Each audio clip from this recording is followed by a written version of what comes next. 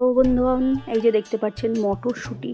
যেই না আমি ঘরে রান্না করেছি আলুর দম, অমনি এনারা গন্ধে গন্ধে প্রেমে পড়ে গেছে।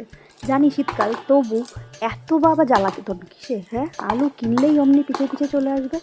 আর ওদিকে বড়দের তো মাথা খারাপ করে দেয় এই মটরশুঁটিগুলো। যেই নাকি আলুর দম করবো, অমনি কচুরি কচুরি কচুরি করে করে পাগল। মানে কি বলবো, আমাদের কথা আর কেউ ভাবে না, এই সবজিগুলোও ভাবে না। সারাদিন আমাদের সাথে ঘর সংসার করে সবজিগুলো, তবুও আমাদের কথা ভাবে না। কী আর করি। যাই হোক, ভাগ্যি সেই গণেশ কোম্পানি ছিল। এত সুন্দর সুন্দর ময়দাগুলোর মধ্যে দিয়ে দিলাম তো সল্ট। সব কিছুই জীবনে পাংশা।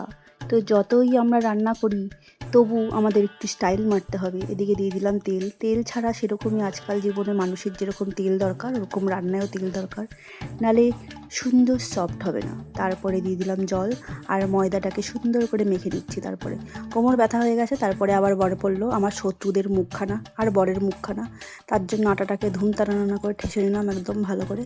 আর এরপর নিয়ে নিলাম আদা কুচি আর কাঁচা লঙ্কা, আর দিয়ে দিলাম সেই বদনামি মটরশুঁটিগুলোকে একদম ভালো মতো করে পেস্ট করব বলে মিক্সার গ্রাইন্ডারে।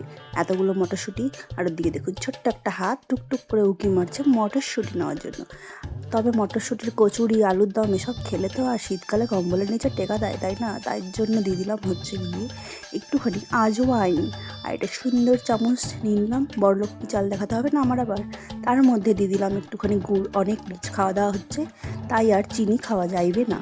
তারপরে এটাকে ভালো মতো একটু জল দিয়ে পেস্ট করে নিয়েছি। আর আমি একদম নষ্ট পছন্দ করি না, তাই ঢাকনাটাকে দিয়ে ভালো করে থাবড়িয়ে থাবড়িয়ে সবটা মশলা ওর মধ্যে ঢেলে নিলাম। তাতে কিছুই হলো না, একটুও মশলা বেরোলো না, তাই আমি একটা স্প্যাচুলা দিয়ে মশলাটাকে বের করে নিচ্ছি। আর এরপরে কড়াইতে ঢেলে দিচ্ছি, তাও বেরোচ্ছে না। কোনো ব্যাপার না, সোজা আঙুলে ঘি না বেরোলে আমি আবার আঙুল ব্যাকা করতে জানি। তার জন্য একটা চামচ দিয়ে গুটিয়ে গুটিয়ে সব কিছুকে বের করে নিয়েছি। আর এবার দিয়ে দিলাম এর মধ্যে আবারও সল্ট। তারপরে মশলাটাকে ভালো করে কষাকষি করে নেবো। কষাকষি না করলে মশলার জলটা শুকাবে না।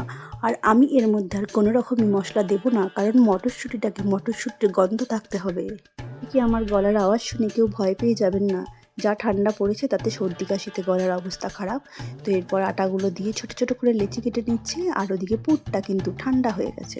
তো আমার মনে হলো লেচিটা একটু কম হয়ে যাবে, তাই আর একটু বেশি করে ঘটা ঘটা করে দিলাম, মানে মিলাবাটারাম আর কি। এরপরে মাঝখানটা গর্ত গর্ত করে, আমি অত ভালো বাটি করতে পারি না, যাই হোক গর্ত করে নিলাম। তার মাঝখানে দিয়ে দিলাম পুরটা। আর এরপরে গোল গোল গোল গোল করে নিতে হবে। মুখটা ভালো করে বন্ধ করিবেন, না হলে কিন্তু ব্যাস শেষ, খতম, খেল খতম। তারপরে একটুখানি তেল দিয়ে বেলে নিচ্ছি।